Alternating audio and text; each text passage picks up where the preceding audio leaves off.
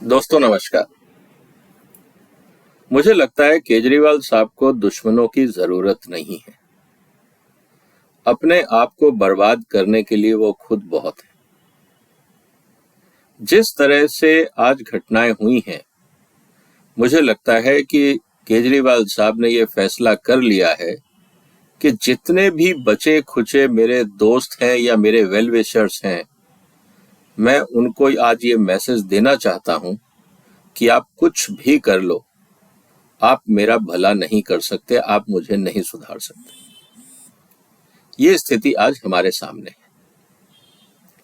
अगर आप केजरीवाल साहब का इतिहास देखेंगे तो जब से उन्होंने अपने अंदर ये महत्वाकांक्षा पाली है कि मुझे राजनीति में जाना है और टैक्स पेयर्स के पैसे पे मजे करने हैं, तब से उन्होंने मीडिया का साथ लिया।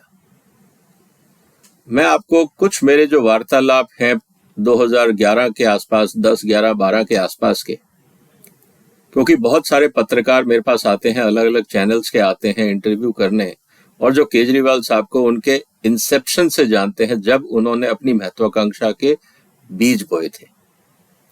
उस समय मनीष सिसोदिया जी टीवी में काम करते थे और केजरीवाल साहब एनजीओ चलाते थे। और वो जगह जगह, उस समय शीला दीक्षित की सरकार थी, वो जगह जगह पोस्टर लगाते थे, इंडिया अगेंस्ट करप्शन। और मजे की बात यह है कि जिस एजेंसी को या जिस हॉकर को उन्होंने पोस्टर लगाने का काम दिया था, पत्रकारों के अनुसार उसी हॉकर को ये कहते थे कि पोस्टर चिपकाने के बाद उस पे तुम कालिक पोत दो, ताकि ये कहा जाए कि कांग्रेस की सरकार करप्शन के मुद्दे को सुनना भी नहीं चाहती है और केजरीवाल के पोस्टर्स पे कालिक पुतवा दी।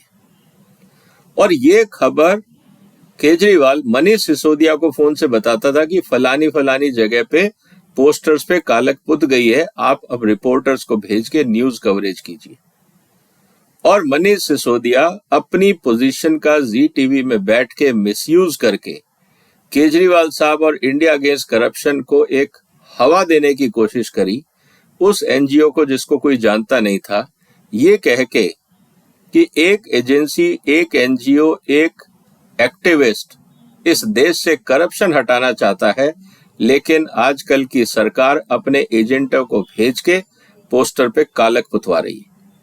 और हकीकत ये थी कि वही इंसान जिसको केजरीवाल ने पैसे दिए थे पोस्टर चिपकाने के, उसी को कहा था कि तुम ही खुद पोस्टर चिपकाने के बाद कालक पोत देना। ये बयान है उन पत्रकारों के जो मनीष सिसोदिया के साथ काम करते थे और उस समय जी में काम करते थे। ये है भ्रष्टाचार के खिलाफ, भ्रष्टाचार पे रखी गई नींव। तो ये कितने दिन चलती, ये इतिहास को आपको याद रखना है। किसी भी समाज में, राज्य में 10 साल कोई बहुत बड़ी दूरी नहीं होती है या बहुत बड़ा कोई टाइम स्पेन नहीं होता है। कई आए कई गए, और जिस रफ्तार से केजरीवाल साहब बढ़े, शायद इतनी जल्दी वो गिरेंगे इसकी उम्मीद किसी को नहीं थी। जिसको कहते हैं ना क्रैश लैंडिंग। अनफॉर्चुनेटली पायलट को टेक ऑफ करना तो आ गया, लेकिन हवा में बैलेंस कैसे बनाना है, जब आप ऊंचाई पे होते हैं तो अपने आप पे बैलेंस कैसे बनाना है, इसकी समझ इस पायलट को नहीं थी और अल्टीमेटली क्रैश लैंडिंग हुआ। और ऐसा नहीं है कि सिग्नल नहीं मिले, जिन्होंने इनका साथ दिया, इन्होंने उन सबको धोखा दिया। सबके साथ वही किया जो आज मीडिया के साथ कर रहे हैं। मैं आपको रिमाइंड कराना चाहता हूं, सबसे पहले इन्होंने, जो इनके अपने साथी थे जिन्होंने आम आदमी पार्टी बनाई, सबसे पहले इन्होंने उनका इस्तेमाल किया। चाहे वो प्रशांत भूषण हो, चाहे वो कुमार विश्वास हो, चाहे बाकी पत्रकार साथी हो, जो उस समय बड़े पत्रकार जुड़ गए थे अन्ना आंदोलन के साथ, और सबको लगा कि हम सब मिलकर देश बदलना चाहते हैं। केजरीवाल के ऊपर भरोसा करके उन्होंने इसका साथ दिया और इन्होंने एक एक करके सबको अपनी पार्टी से काट निकाला। और सिर्फ वो लोग रखे जो ना तो इंटेलेक्चुअली साउंड थे और ना जिनकी कोई जमीनी हकीकत थी और जिनको कोई जानता नहीं था। कुल मिला के केजरीवाल ने सिस्टमैटिकली हर उस चेहरे को हटा दिया जो केजरीवाल से ज्यादा पॉपुलर था या जो केजरीवाल से ज्यादा क्रेडिबल था। इसीलिए इस पूरी जमात में अब एकमात्र चेहरा जो बच गया है जिसको दुनिया देखती है वो है केजरीवाल का। तो सबसे पहले इन्होंने अपने फाउंडर दोस्तों के साथ और जो इनके वेल विशर्स थे जिन्होंने आंदोलन में साथ दिया, केजरीवाल साहब ने सबसे पहले उनकी बलि चढ़ाई। उसके बाद जब बात आई बिजनेस की, कम्युनिटी की, जब इनको करप्शन, इंडिया अगेंस्ट करप्शन का मूवमेंट चलाना था, तो इन्होंने उस समय कांग्रेस की सरकार को घेरने के लिए हिंदुस्तान के हर बिजनेसमैन को गाली दी, क्योंकि कांग्रेस के संबंध थे एक पार्टी जो पिछले 60-70 साल से देश में राज्य कर रही है। जब वो राज कर रही है तो निश्चित रूप से बिजनेसमैन के साथ उसके रिलेशन होंगे, ये कोई नई बात नहीं है। आप जिस एरिया में रहते हैं, जहां काम करते हैं, दोस्ती हो ही जाती है, ये ह्यूमन सिस्टम है। केजरीवाल ने उस हर रिलेशनशिप को अपमानित किया, बदनाम किया, ये कह के कि बिजनेसमैन और कांग्रेस के बीच में करप्शन का लिंक है। और उस हर बिजनेसमैन को जिसने इस देश में इन्वेस्टमेंट किया, कंट्रीब्यूशन किया, उसको बदनाम किया। उस हर पॉलिटिशियन को बदनाम किया जिसकी राजनीति में साख थी, ये बताने के लिए कि इनसे ज्यादा कट्टर ईमानदार कोई नहीं है। हकीकत क्या हुई? जब इनके ऊपर मानहानि के केस हुए तो इन्होंने एक एक करके जाके सबके पैर पकड़े। आज आप इंटरनेट पे जाएंगे तो वो सारी चिट्ठियां इंटरनेट पे हैं, केजरीवाल के माफीनामा कि साहब ये तो होता रहता है, राजनीति में होता रहता है, मुझे मिसलीड किया गया इसलिए मैंने आरोप लगाए, लेकिन मेरी आपको हानि पहुंचाने की कोई ऐसी संभावना या इच्छा नहीं थी, इसलिए मुझे माफ कर दिया जाए। तो हर बिजनेसमैन को इन्होंने बदनाम किया, इसीलिए इनके पॉलिटिकल चंदे के रास्ते बंद हो गए। हर पॉलिटिकल लीडर को इन्होंने बदनाम किया, तो इसलिए पॉलिटिकल अलायंस मुश्किल हो गया। ये तो कांग्रेस की मूर्खता थी, कांग्रेस लीडरशिप की शॉर्ट साइटेडनेस थी कि उन्होंने बीजेपी को बाहर रखने के लिए एक और सांप पाल लिया। और दुख की बात यह है कि सबसे पहले उस सांप ने कांग्रेस को ही डसा, और शायद कांग्रेस को अब अकल आई है 10 साल बाद। उसके बाद जब इनके ऊपर आरोप लगने शुरू हुए, इनके ऊपर जनता ने जब क्वेश्चन उठाए, ब्यूरोक्रेसी ने जब इनको सिखाने और समझाने की कोशिश करी कि आपको कानून के हिसाब से चलना चाहिए, तो खड़े होकर विधानसभा में इन्होंने चिल्ला के कहा, दिल्ली के राजा हम होते हैं, ब्यूरोक्रेसी और एलजी कौन होते हैं? जनता ने हमको चुन के भेजा है, हम जो चाहेंगे करेंगे। ये भूल गए कि जो चाहेंगे करेंगे डेमोक्रेसी में नहीं होता है। एक कानून होता है, एक सिस्टम होता है, आपको उनके हिसाब से काम करना होता है। लेकिन नशे में चूर, इनको कोई बात समझ में नहीं आई। इन्होंने ब्यूरोक्रेसी के साथ बदतमीजी करी। जिस अधिकारी ने इनको सिखाने समझाने की कोशिश करी, इन्होंने उसको बेइज्जत किया। ऐसे मैं बहुत सारे सीनियर अधिकारियों को जानता हूं दिल्ली सरकार में, जो दुखी थे कि यार हम कहां फंस गए इस आम आदमी पार्टी की सरकार और केजरीवाल के चक्कर में। हम 30-35 साल का अपना अनुभव हमें लगता है हमने वेस्ट कर दिया, क्योंकि ये लोग सिस्टम को बर्बाद करने पे तुले हुए हैं। ना ये सुनना चाहते हैं, ना ये सीखना चाहते हैं, और एक दिन ये लोग मरेंगे। और आज वही हो रहा है। अगर इन्होंने ब्यूरोक्रेसी को समझा होता, उनके साथ मिलके काम किया होता, तो आज बुरे दिन देखने नहीं पड़ते। तो आज ब्यूरोक्रेसी भी इनके साथ नहीं। जब इनके ऊपर कार्रवाइयां शुरू होने लगी, जब इनके ऊपर केसेस होने लगे, जब इनको जमानत नहीं मिल रही इनके चोर नेताओं को, तो इन्होंने ये कहना शुरू कर दिया कि जुडिशरी भी बिकी हुई है, मोदी के आदमी है।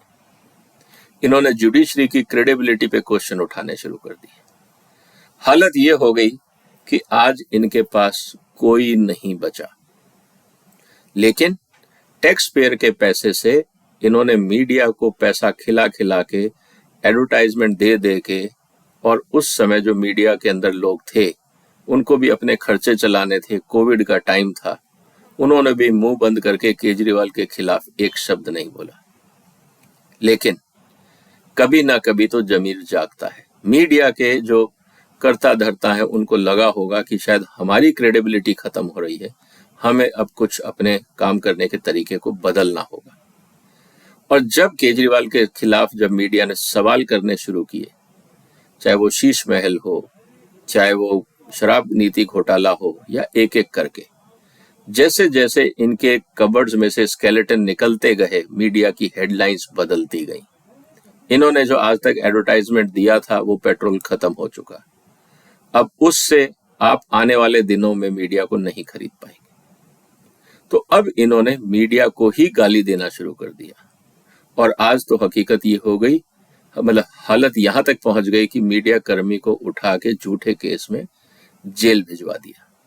ये बात अलग है कि Punjab and Haryana high court ने तुरंत जैसे ही केस उनके सामने गया, उन्होंने कहा यह आधारहीन केस है, और उस जर्नलिस्ट को बेल दे दी गई। जिस हाथ ने इनको बनाया, इन्होंने उसको ही काटना शुरू कर दिया। केजरीवाल साहब मीडिया की क्रिएशन है, इस बात को नहीं भूलना चाहिए। और जब आप मीडिया की क्रिएशन होते हैं तो अगर बाढ़ ही खेत को खाएगी तो कौन बचाएगा? जब केजरीवाल ही, जिस मीडिया ने केजरीवाल को बनाया, उसी के खिलाफ अगर केजरीवाल काम करेंगे तो कौन साथ देगा? आज हकीकत यह है कि अपने शीश महल में केजरीवाल साहब अकेले हैं, और वही लोग इनके साथ हैं जो इनके एहसानों तले दबे हुए हैं, जिनका समाज में कोई अपना जनाधार नहीं है। वो सिर्फ टैक्स पेयर के पैसे पे सरकार की कुर्सी पे बैठे हैं, और वो तब तक बैठे हैं जब तक केजरीवाल उन पे मेहरबान है। इसलिए उनको केजरीवाल की स्तुति करना, केजरीवाल की तारीफ करना उनकी मजबूरी है। उनके अपने सर्वाइवल के लिए केजरीवाल की तारीफ करना जरूरी है। तो इसलिए नहीं कि वो हकीकत नहीं जानते या वो सच नहीं जानते।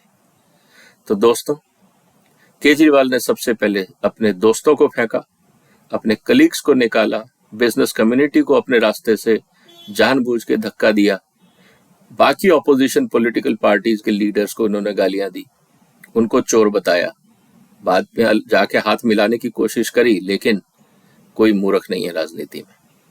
फिर इन्होंने ब्यूरोक्रेसी को गालियां दी, और फिर जुडिशरी पे क्वेश्चन मार्क किया, और अब जिस मीडिया ने बनाया उसको खत्म किया। तो कुल मिला के आज स्थिति ये है कि केजरीवाल साहब अपने शीश महल में अकेले हैं, और ये सारी कारनामे करने की कोई जरूरत नहीं थी, क्योंकि राजनीति में एक बेसिक उसूल होता है, होता है पब्लिक रिलेशन। जितने सक्सेसफुल पॉलिटिशियन हुए हैं, चाहे वो शरद पवार रहे हो, चाहे वो वाजपेयी साहब रहे हो, या और भी कोई रहे हो, उन सब के साथ एक खासियत थी कि उनके रिलेशन सबसे, पर्सनल रिलेशन सबसे अच्छे थे। केजरीवाल ने अपने रिलेशन सबसे खराब कर दिए, अपनी बर्बादी का निमंत्रण खुद देते गए। और ये कितने दिन चलेगा? अभी तो मैटर जुडिशरी में है, एविडेंसेस की कमी नहीं है, सिर्फ वक्त की बात है जब केजरीवाल खुद अपनी बर्बादी की कहानी लिखेंगे। तो अपने ही हाथों से शुरू की गई कहानी की, खुद की बर्बादी की कहानी केजरीवाल साहब को लिखनी पड़ेगी। और ये मैसेज है उन सब लोगों के लिए कि पॉलिटिक्स में क्या नहीं करना चाहिए। केजरीवाल साहब को लोग याद रखेंगे कि एक इंसान जिसको पूरे देश ने समर्थन दिया, नशे में, सत्ता के नशे में वो इतना पागल हो गया, अपना बैलेंस खो चुका था कि खुद की बर्बादी एक एक करके करने लगा। और वो दिन भी दूर नहीं जब जनता इनको हाशिए पे कर देगी। वक्त बहुत बलवान होता है, देखते जाइएगा। आपका क्या कहना है? क्या केजरीवाल साहब बच पाएंगे आने वाले दिनों में? क्या इनकी राजनीतिक विरासत बच पाएगी? ये देखना होगा। आप अपने विचार कमेंट्स बॉक्स में लिखिए। अगर आपको लगता है ये एनालिसिस ठीक था तो इसको शेयर करिए, इस चैनल को सब्सक्राइब करिए, और फिलहाल आपने जो वक्त निकाला इस कमेंट्स के साथ कि आप अपने विचार जरूर रखेंगे, फिलहाल वंदे मातरम। जाते जाते सब्सक्राइब जरूर कर जाइएगा। धन्यवाद।